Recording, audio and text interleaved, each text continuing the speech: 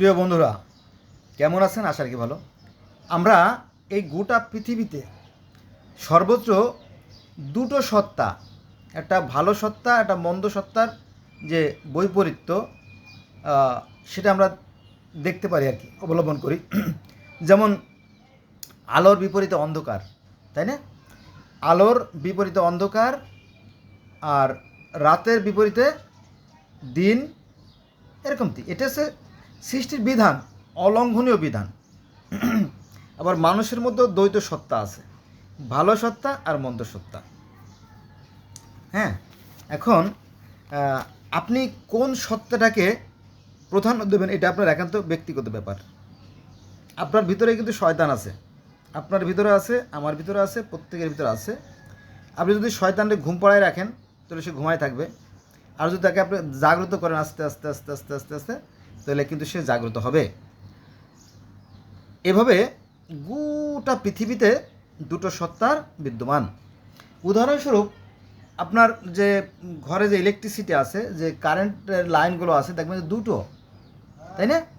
দুটো লাইন, একটা আছে নেগেটিভ চার্জযুক্ত, একটা আছে পজিটিভ চার্জযুক্ত, তাই না? যখন আপনার ইসে থেকে মেইন লাইন থেকে কারেন্ট আসে, প্রথমে তো আপনার সেই বিদ্যুৎ অফিস থেকে কারেন্ট আসে, তাই না? পাওয়ার হাউস থেকে আর কি, পাওয়ার হাউস থেকে আপনার কারেন্ট চলে আসলো আপনার মেইন রাস্তার সাইডে যে মিটারে 33,000 ভোল্ট। কত? 33,000 বা 3300 ভোল্ট। সেখান থেকে আপনার ঘরে দেখা গেলো যে আপনার 11, 12, 30 দাগ একটা লাইন আনলেন। তো সেই মেইন সুইচ থেকে আবার আপনার যে বাসায় যে সিঁড়ির পাশে যে সুইচ, সে পর্যন্ত আসলে আরেকটা ধাপে। ওখান থেকে আবার আপনার যে রুম যেখানে আপনি ব্যবহার করেন, রান্নাঘর হোক আর আপনার অন্য যে কোনো রুমে দেখবেন যে কারেন্ট আমরা ব্যবহার করি, বা সেখান থেকে আমরা নির্দিষ্ট পরিমাণ যেটা প্রয়োজন সেটা আমরা ব্যবহার করি, তাই না? যেমন মোবাইলের চার্জারে সামান্য একটু চার্জ লাগে, তাই না? আবার ফ্রিজে অনেক ভোল্ট লাগে, আবার হিটারে অনেক ভোল্ট লাগে, তাই না? এখানে যে ধাপে ধাপে আমরা ভাগ করি, তো এখানেও কিন্তু দুটো তার লাগে, জানেন তো? যে মানে নেগেটিভ পজিটিভ চার্জ দিয়ে কারেন্টটা আসে, কারেন্ট আসার পরে যখন কারেন্টটা আবার হয়ে যায় আপনার, হয়তো দেখা গেলো যে তাপ শক্তিরূপে বা যান্ত্রিক শক্তিরূপে বা আলোক শক্তিরূপে আমরা অনেক শক্তি ব্যবহার করি। এটা যেমন আমরা তখন রান্নাঘরে চুলায় যখন আমরা হিটারে রান্না করব, তখন অনেক কারেন্ট পড়ে, তো সেখানে কি হবে? তাপ শক্তিতে রূপান্তর হবে, কারণ ওই যে হিটারে তো আগুন তৈরি হয়, জানেন তো? কারেন্ট থেকে আগুন তৈরি হয়, তো সেই আগুনে ভাত রান্না করে দিল হিটার। ভালো কথা। এটা আবার আপনার ফ্রিজে যদি আমরা নেই, ফ্রিজে দিছি যেখানে আপনার আইসক্রিম তৈরি হয়, দেখেন কিন্তু পরস্পর বিপরীত, কিন্তু একই শক্তি দিয়ে আগুন জ্বলতেছে, আবার ওই একই শক্তি দিয়ে আমরা বিশেষ প্রক্রিয়ার মাধ্যমে সেটাকে দিয়ে আমরা বরফ তৈরি করতেছি, ঠিক না? 100% ঠিক, যেটা আমরা চোখের সামনে দেখতেছি। আচ্ছা, তো এইটা দিয়ে আবার পাখা ঘুরতেছে মাথার উপরে, পাখা, তাই না? তো পাখা ঘুরতেছে, এবং পাখা ঘোরার কি, এটা একটা যান্ত্রিক, এটা একেবারে যান্ত্রিক শক্তি, প্লাস ওইদিকে আপনার বাতাস তৈরি হচ্ছে না? দেখেন এখানে মজা আছে জ্ঞানীদের জন্য, মূর্খদের জন্য না। মূর্খ যারা তারা তো বলবে বেটা কি বলে। জ্ঞানীদের জন্য দেখেন যে বাতাসের শক্তিকে কাজে লাগে পাখা ঘুরোয় আমরা কারেন্ট তৈরি করলাম, সেই কারেন্ট দিয়ে আবার আমরা বাতাসই তৈরি করলাম ফ্যানের মাধ্যমে। বোঝেন নাই? উন্নত বিশ্বে আপনার ওই যে নদীর ধারে যে বাতাস প্রবাহিত হয়, ওই বাতাসের মাধ্যমে পাখা ঘুরলে ওইটাকে জেনারেটরের মাধ্যমে আবার বিশেষ প্রক্রিয়ায় বিদ্যুৎ উৎপন্ন করা হয়। তাহলে সেই বিদ্যুৎটা আমরা ঘরে, খামারে, তাই না, মাছের ঘেরে, মুরগির ঘেরে অথবা বাড়িতে আনলাম, সেটা হিটারে রান্না হয়, ফ্রিজে বা বরফ কলে বরফ তৈরি হয়, তাই না? আবার ফ্যান তৈরি হয়, আবার লাইট জ্বলে, আলো, মানে একই শক্তিকে বিভিন্ন রূপে তৈরি করলাম, তাই না? কখনো বা শব্দ শক্তি, তাই না? মোবাইলে শব্দ হয় বা মাইক বাজাই, আজান দেই, তাই না? কখনো বা সন্ত্রিক শক্তি, কখনো বা যান্ত্রিক শক্তি, কখনো বা তাপ শক্তি, কখনো বা আলোক শক্তি, হ্যাঁ, আবার কখনো বা আইস, নানান রূপে আমরা পরিবর্তন করি, তাই না? আবার শুধু এই বাতাসই না, আপনার ওই যে পানির যে শক্তি, পানির স্রোতকে কাজে লাগে আমরা বিদ্যুৎ করতে পারি। তারপরে ওই যে সূর্যের তাপ দিয়ে আমরা বিদ্যুৎ উৎপন্ন করতে পারি, তারপরে কয়লা দিয়ে আমরা বিদ্যুৎ উৎপন্ন করতে পারি, তারপরে কেরোসিন, ডিজেল, মোম, পিচ, ভ্যাসলিন দিয়ে আমরা শক্তি উৎপন্ন করতে পারি। মানে কি, এই মোট শক্তির পরিমাণ নির্দিষ্ট, ঠিক আছে, মোট শক্তির পরিমাণ নির্দিষ্ট। এই শক্তিকে এক একটা শক্তি থেকে আরেকটা শক্তিতে পরিবর্তন করা যায় মাত্র, ঠিক আছে। তো আমাদের পিছনে একটা শক্তি কাজ করতেছে, বুঝছেন। তো এই যে বিশ্ব ব্রহ্মাণ্ড সুশৃঙ্খল ও সুনিয়ন্ত্রিতভাবে পরিচালিত হচ্ছে, নিঃসন্দেহে পিছনে একটা শক্তি আছে। এই যে আমরা কি মরে যাব? হ্যাঁ মরে যাব, কিন্তু মরবো না। কেমন কথা বলেন যে মরবো আবার মরবো না? হ্যাঁ, ওই যে দেখেন না 360 ডিগ্রি, বা ওই যে যমুনা টিভিতে কি জানি বলে একজন, যাচ্ছি কিন্তু যাচ্ছি না, মানে এখন যাচ্ছি কিন্তু আসলে যাচ্ছি না, পরে আবার ফিরে আসবো। তার মানে কি, যাচ্ছি কিন্তু যাচ্ছি না। তো আমি সেভাবে বলতেছি যে আসলে শক্তির কোনো বিনাশ নাই। এই যে আমরা যখন মারা যাব, মারা গেলে আমাদের যে শক্তির যে দুটো রূপ, এটা হচ্ছে ভালো শক্তি, একটা মন্দ শক্তি। আমি যদি ভালো কর্ম করি তাহলে আমি চলে যাব কোথায়? সেই ঈশ্বরের সেই মানে আত্মার জগতে চলে যাব, অর্থাৎ ইল্লিনে চলে যাব। আর যদি মন্দ কাজ করি তাহলে সিজদিনে চলে যাব, তো অটো। এখন মাঝখানে রয়ে গেল জ্ঞান, জানেন তো, এই জ্ঞান দ্বারা কিন্তু এই পরিচালিত হচ্ছে পৃথিবীটা। একটা বিধান আছে, বিধান মানে ল আছে, গোটা পৃথিবীতে একটা ল আছে, এই অনুযায়ী চলে। এর একটু ব্যতিক্রমও হয় কোনো ঘরে, তারও কারণ আছে, গভীর কারণ, যেটা সাধারণ মানুষের বুঝতে পারে না, জটিল বিষয় আর কি। মনে করেন যে এই ঝড় বৃষ্টি একটা মন্দ কাজ, তাই না? আবার এই যে প্রচণ্ড গরম পড়ে, এটা মন্দ কাজ তাই মনে হয় না, মিথ্যা কথা, মন্দ না। এই যে এখন আজকে আমি যে কথা বলতেছি, আজকে 28 তারিখ সম্ভবত, না আজকে হলো 28/4/2025 সাল, রবিবার। প্রকৃতিতে প্রচণ্ড গরম, আমি তো ঘেমে যাচ্ছি, বুঝতে পারছেন আপনারা, তাই না? প্রচণ্ড ঘামতেছি, কিন্তু ফ্যান চালতেছি না, কারণ ওই কথা আপনারা শুনতে পারবেন না, ডিস্টার্ব হবে, এই জন্য আর কি। যাক, তো প্রকৃতিতে যে প্রচণ্ড গরম, এই বুকা লোক যারা আছে তারা মনে করে এটা বোধহয় দোজকের নিঃশ্বাস। যারা বুকা লোক তারা মনে করে যে এটা বোধহয় দোজকের নিঃশ্বাস ছাড়তেছে, এরকম বোঝানো হয়, আসলে তা না। আবার একবার নবী মোহাম্মদ সাল্লাম সাহাবিদের নিয়ে বসে আছেন, নবী মোহাম্মদ সাল্লাম, হঠাৎ করে একটা ঠাস করে শব্দ হলো, তো সাহাবিরা জিজ্ঞেস করলো, হুজুর এটা কিসের শব্দ হলো?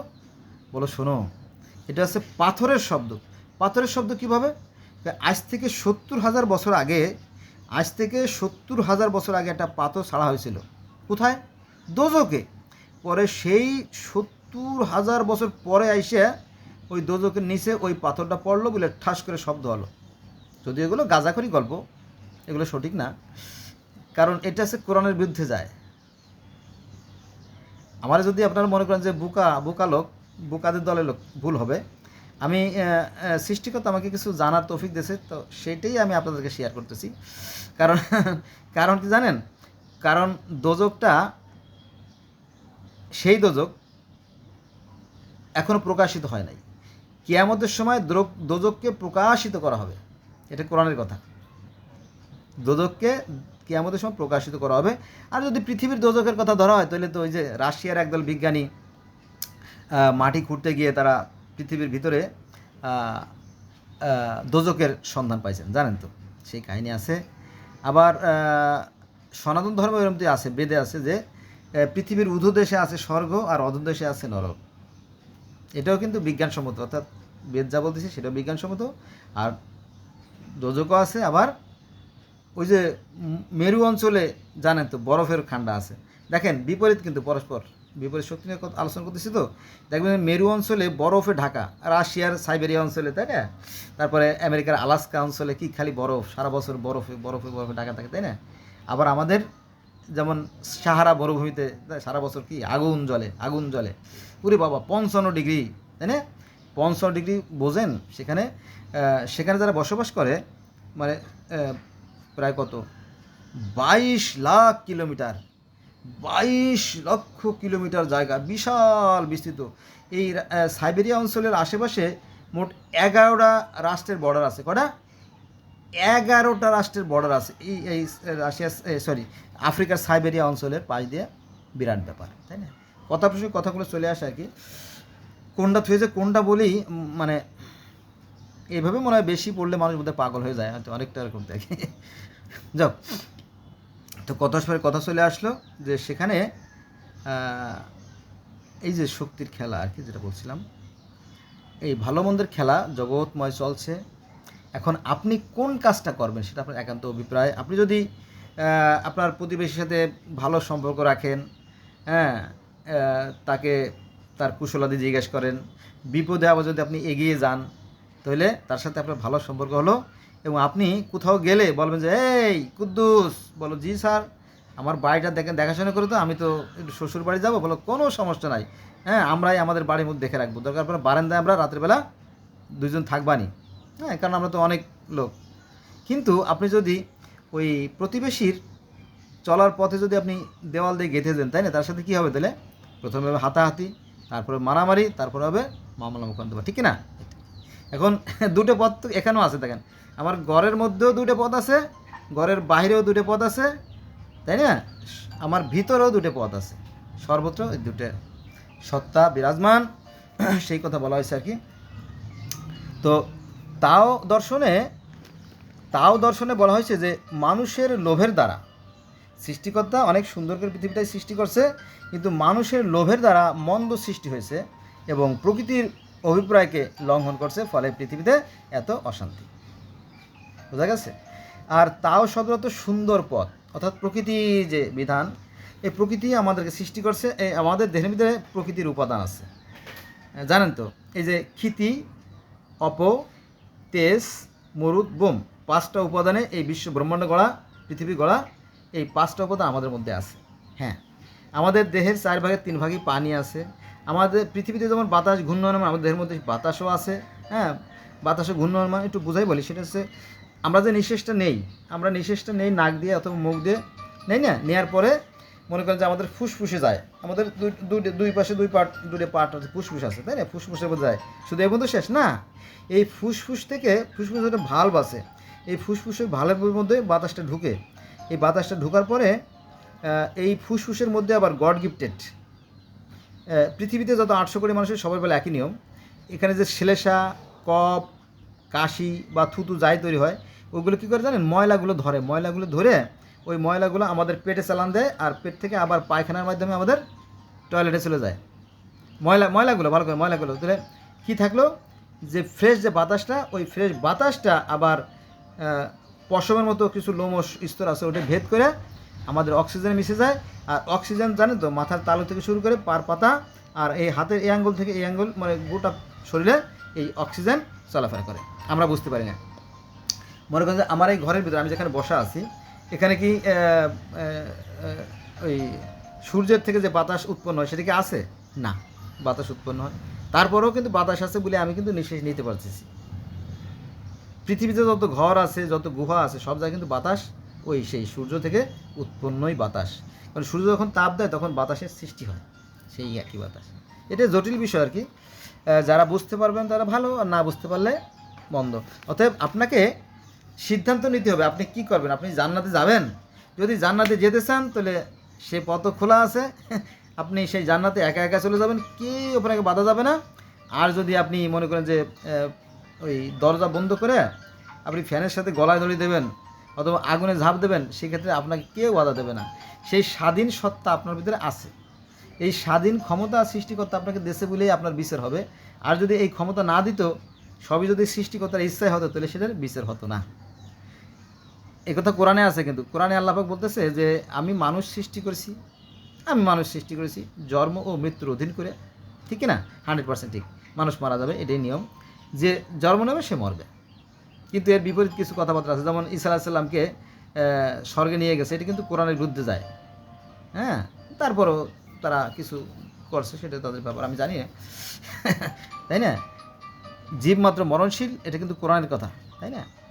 কিন্তু এখানে কিছু ব্যতিক্রম ঘটনা ঘটাইছে, এখন কি করবে আমি জানি না ব্যাপারটা। এটা হচ্ছে নিয়ম, এটা হচ্ছে বিধান। তো আমি জন্ম ও মৃত্যু সৃষ্টি করছি তোমাদেরকে ভালো ও মন্দ পরীক্ষা করার জন্য। আমি প্রত্যেকটা মানুষকে ভালো মন্দের জ্ঞান দিয়ে দিয়েছি, এখন সে কোন পথে যাবে সেটা একান্ত অভিপ্রায়। মনে করেন আপনার দুটো ছেলে, আপনার কথা বলতেছি আমি, আপনার দুটো ছেলে, তাই না? দুটো ছেলে, আপনার অনেক বড় আশা যে আমার দুটো ছেলে ডাক্তার হবে, ইঞ্জিনিয়ার হবে, প্রফেসর হবে, হ্যাঁ, অনেক আশা, আপনি দুটো ছেলেকে সায়েন্স পড়াবেন, এরকম তো এটা মনে মনে আপনার ভাবনা। কিন্তু দেখা গেল যে ফাইনাল পরীক্ষার সময় একটা ছেলে খুবই কম নাম্বার পাইছে। সে অনেক টিচারদের বলে যে না, তোমার যদি আমি সায়েন্স সাবজেক্ট দেই তাহলে রেজাল্ট মন্দ করবা, আমার স্কুলের সুনাম নষ্ট হবে। পরে তাকে সায়েন্স দিল না। পরে আপনার কাছে এসে নালিশ করলো, বাবা আমি তো সায়েন্স নিয়ে চাইছিলাম, আমাদের দিল না। পরে আপনিও গেলেন, বলে যে না আমরা দিতে পারবো না, কারণ তার মার্ক এত কম, হ্যাঁ আমরা দেবো না, তাই না? যাক, তো দেখা গেলো যে ছেলেটার মেধা ভালো সেই ছেলেটা কী করে জানেন, সেই ছেলেটা যখন সায়েন্সের গ্রুপ নিল, তো আপনি তো ভীষণ বিরক্ত। কারণ কি জানেন, ওই ছেলেটা ওই যে তেলা পোকা, টিকটিকি, ইঁদুর, ব্যাং, বিভিন্ন ধরনের গাছের পাতা মতো এগুলো এনে টেবিল এনে পরীক্ষা করে, হ্যাঁ মাঝে মাঝে দুর্গন্ধ। কী লেখাপড়া, এটা লেখাপড়ার ভিতরে পড়লো? হ্যাঁ বই পড়বা লেখবা, এই তো এই সমস্ত কী আজে বাজে ব্যাপার স্যাপার। বলে বাবা আরও আছে, কি আছে? ওই যে ল্যাবে গিয়ে বিভিন্ন ধরনের পরীক্ষা নিরীক্ষা, হ্যাঁ সালফিউরিক অ্যাসিড, ওরে বাবা কয় কি ওইটা নিয়েও আছে? হ্যাঁ এইগুলো নিয়ে তো আমরা পরীক্ষা নিরীক্ষা করি ল্যাবে, মাঝে মাঝে দুর্ঘটনা ঘটে জানো, সাংঘাতিক ব্যাপার। তো যাক, তো ওই কখনো মাটি কখনো পানি, হ্যাঁ বিভিন্ন জিনিস নিয়ে সেই গবেষণা করতে করতে এক ছেলে এই সময় বড় মাপের মস্ত বড় এক ইঞ্জিনিয়ার হয়ে গেছে। হ্যাঁ সে মাসে এখন 10-15 লক্ষ টাকা ইনকাম করে। আর যে ছেলে আর্টসে পড়ছিল সে ছেলেও মোটামুটি ভালো চাকরি পায়, কত 30,000 টাকা। একজনে পায় মাত্র 30,000 টাকা মাসে, আর একজন কত 6 লাখ বা 10 লাখ বা 15 লাখ যাই ধরেন, বোঝা গেছে? শুধুমাত্র এই যে যাই হোক, সৃষ্টিকর্তা পৃথিবীতে যত প্রাণী আছে দেখবেন, হ্যাঁ তিনি কিন্তু মহান। এই সৃষ্টি শক্তি যার কি একটা কেন্দ্রীয় শক্তি তো আছে। তো তিনি পৃথিবীতে যে মাছগুলো আছে সবাইরা জ্ঞান দিয়েছে, পৃথিবীর গাছেরও জ্ঞান আছে, পাখিরও জ্ঞান আছে, কীট পতঙ্গ, মশা মাছি, উল্লা ডেল্লা, মৌমাছি, প্রজাপতি, ফড়িং, টিকটিকি, সাপ, ব্যাং, কুইসিয়া, হ্যাঁ অজগর, কুত্তা, বিলাই, ইন্দুর যাই বলেন সবাই ভালো মন্দ জ্ঞান দিয়েছে। মানুষটাও ভালো মন্দ জ্ঞান দিয়েছে, তবে মানুষকে একটু বেশি জ্ঞান দিয়েছে, এখানে একটা সমস্যা। এই জ্ঞান দিয়ে মানুষ যেমন দেখবেন যে আরবের মরু অঞ্চলে দেখবেন যে এসির মধ্যে গাড়ি, এসি গাড়ির মধ্যে চলতেছে, বাসায়ও এসি, অফিসেও এসি, তাই না? কত সুন্দর। কী দিয়ে হয়েছে সম্ভব? শুধুমাত্র জ্ঞান দ্বারা সম্ভব হয়েছে, ভালো মন্দের জ্ঞান দ্বারা। এটা আর কি, ঠিক আছে? এখন আপনি কি সত্যি জান্নাতে দিতে চান? জান্নাতে গেলে আপনাকে ভালো কাজ করতে হবে। ভালো কাজ করলে আপনার ভিতরে একটা শান্তির পরিবেশ তৈরি হবে, হ্যাঁ আত্মতৃপ্তি লাভ করবেন। আর যদি আপনি ওই যে বললাম যে অন্যের বাড়ির সামনে দেওয়াল যদি দেন, তাই না, তাহলে তার সাথে আপনার সংঘাত হবে, মারামারি হবে, মামলা মোকদ্দমা হবে, শান্তি বিনষ্ট হবে। যেন আসুন আমরা শান্তির বীজ বপন করি, দেখবেন শান্তির বীজে শান্তি ফলবে। আর যদি অশান্তির সৃষ্টি করেন তাহলে তো সেখানে অশান্তির কাছে অশান্তি হবে। এটাই নিয়ম, এটাই বিধান।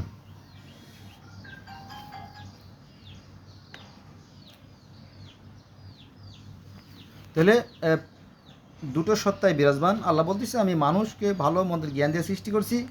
এখন মানুষ কোন পথে যাবে এটা তার একান্ত অভিপ্রায়। মানুষ ঠিক ততটুকু পায় যতটুকু সে অর্জন করে। যে যা অর্জন করবে তারই জন্য প্রত্যেকটা মানুষের আমলনামা তার গলার হার স্বরূপ, তাই না? কাল কিয়ামতের ময়দানে কোনো মানুষের বাক্য স্ফুত হবে না, কারণ তার আমলনামা দেখে বোঝা যাবে। এখানে ছোটো করে একটা উদাহরণ দেই। মনে করেন যে আমরা যখন পরীক্ষার হলে পরীক্ষা দিই, তাই না, 10টা 12টা 14টা যে কোনো সাবজেক্টে পরীক্ষা দিলে ওই খাতাগুলো আবার দপ্তরে নিয়ে যেয়ে ওরা একসঙ্গে করে যে সমস্ত ডিপার্টমেন্টের টিচার আছে তাদেরকে দিয়ে দেয়।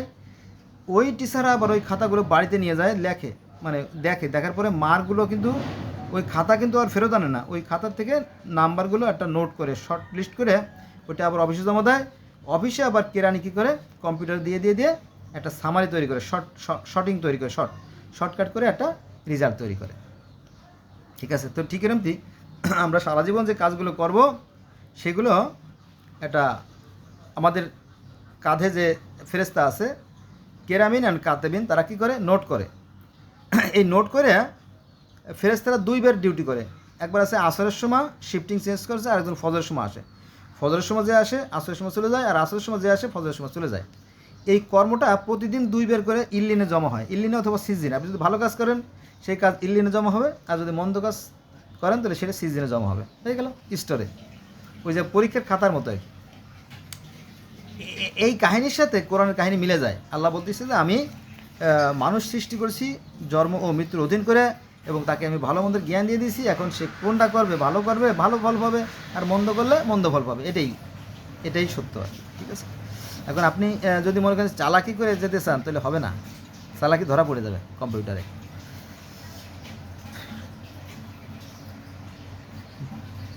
তো বন্ধুরা, কথা তো অনেক, যেটা বলছিলাম যে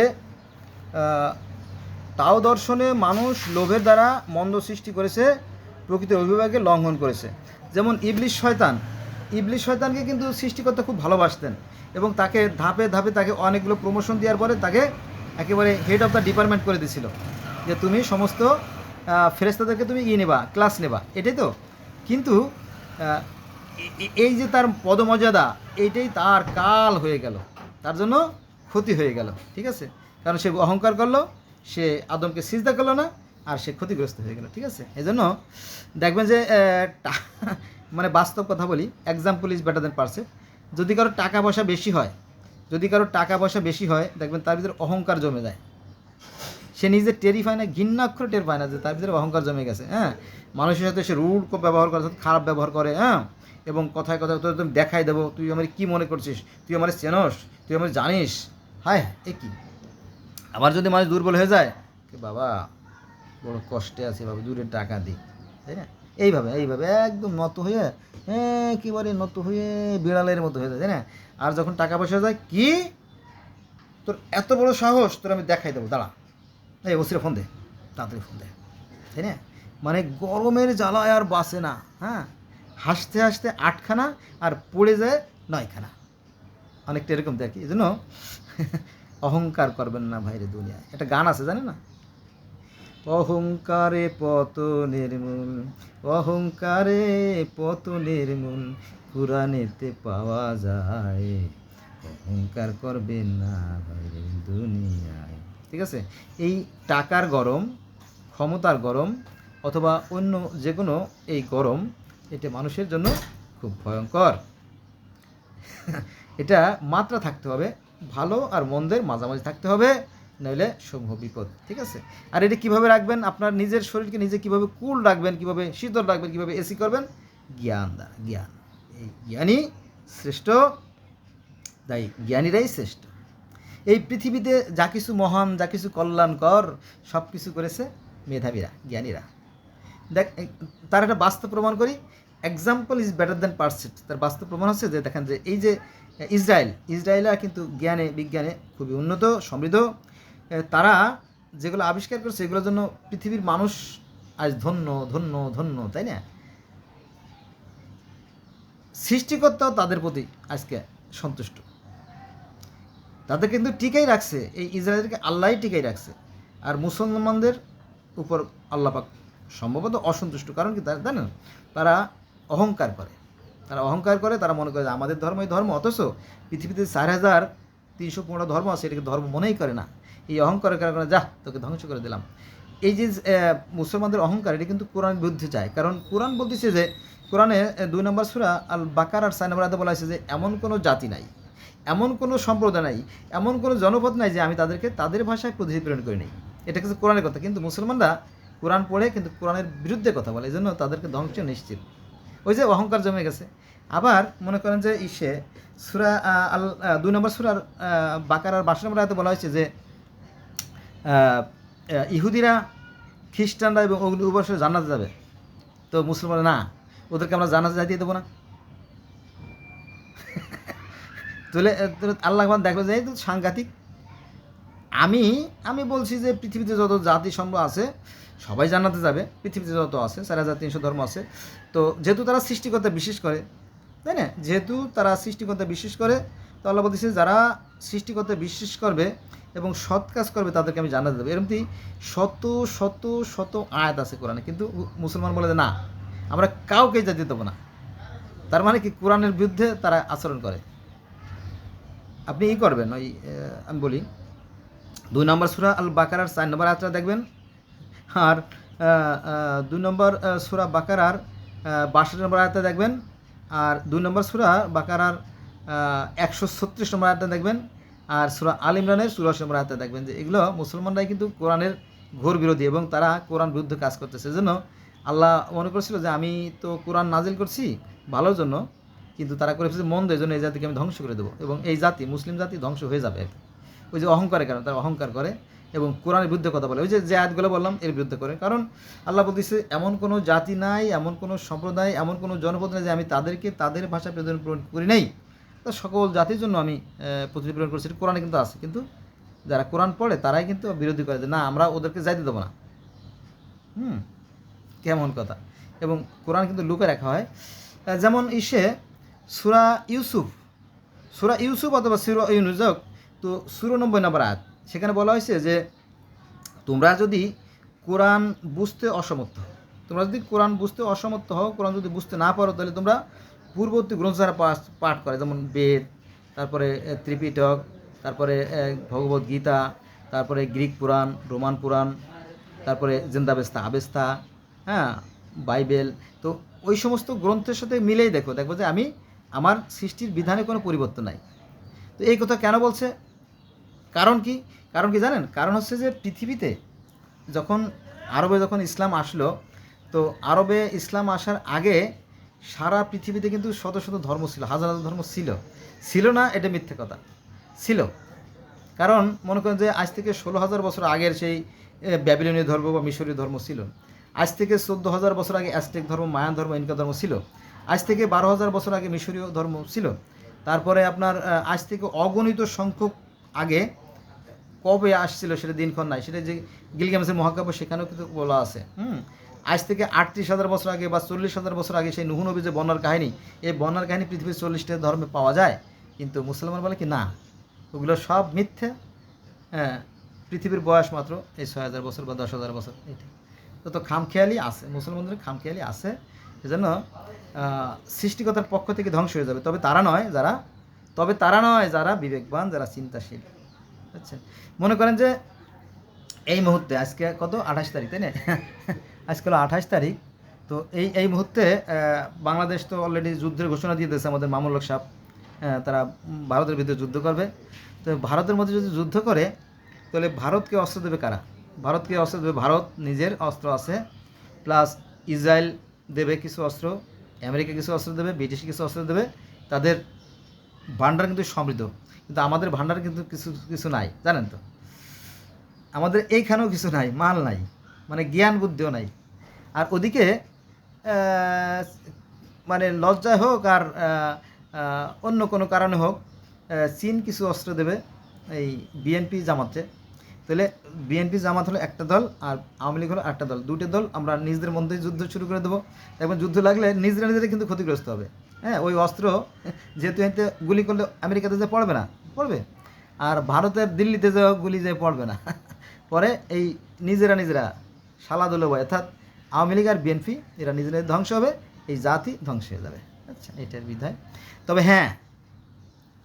হ্যাঁ, যুদ্ধের একটা কৌশল আছে আমার জানা, সেটা হচ্ছে যে এই যে বাংলাদেশে ১,২০,০০০ বা আরও বেশি মাদ্রাসা আছে, এই মাদ্রাসা খালি খায় আর পায়খানা করে, দ্বিতীয় কোনো কাজ নাই। এই টাকাটা যদি আমরা জমাতাম, এবং এই যে টিচাররা যারা যে কোটি কোটি টাকা নেয়, এই টাকা যদি জমাতাম, জগায় যদি আমরা প্রতি মাসে একটা করে পারমাণবিক বোমা বানাতাম, বা বছরেও একটা করে পারমাণবিক বোমা বানাতাম, তখন কিন্তু আবার ভারতও কেঁপে যেত যে না, ওই মাথা মোটা জাতি মুসলমান, ওদের কাছে পারমাণবিক বোমা আছে, যে কোনো সময় ফুটাই দিলে পারে বিপদ, ওদের সাথে সাবধানে কথা বলতে হবে, এই বর্ডারে মানুষ মারামারি দরকার নাই, আমরাও শান্তি থাকি, ওরাও শান্তি থাকুক, ঠিক আছে? দেখেন, বিবেক কাজে লাগে তো, বিবেক, তাই না? আমার এই পরামর্শটা আপনারা শুনেন। যুদ্ধে কোনো লাভ নাই, যুদ্ধে উভয় পক্ষই ক্ষতিগ্রস্ত হয়। আমি হয়তো 5টা গুলি ছড়ব, আমার বিপরীতে 10টা গুলি ছড়ব, আমি হয়তো 50টা গুলি ছড়ব, আমার বিপরীতে 100টা গুলি ছড়বে। এই যুদ্ধে কখনোই কল্যাণ আসে না। অতএব কাজেই সুতরাং আসুন আমরা ভালো হওয়ার চেষ্টা করি। মানব জনম বড় সার্থক জনম, পৃথিবীতে বারে বারে আসা হবে না। হ্যাঁ, আসুন এটা আমরা উপভোগ করি। কত সুন্দর এই পৃথিবী। এই পৃথিবীতে 15 লক্ষ প্রজাতির প্রাণী আছে, 15 লক্ষ প্রজাতির প্রাণী, আবার কারো মতে 99 লক্ষ প্রজাতির প্রাণী আছে। এগুলো বিশাল ব্যাপার, অনেকটা চিড়িয়াখানার মতো, অনেক সুন্দর, ঠিক আছে? মানব জনম বড় সার্থক জনম, আসুন আমরা এটাকে কাজে লাগাই। হ্যাঁ, বারবার পৃথিবীতে আসা হবে না। ধন্যবাদ সবাইকে।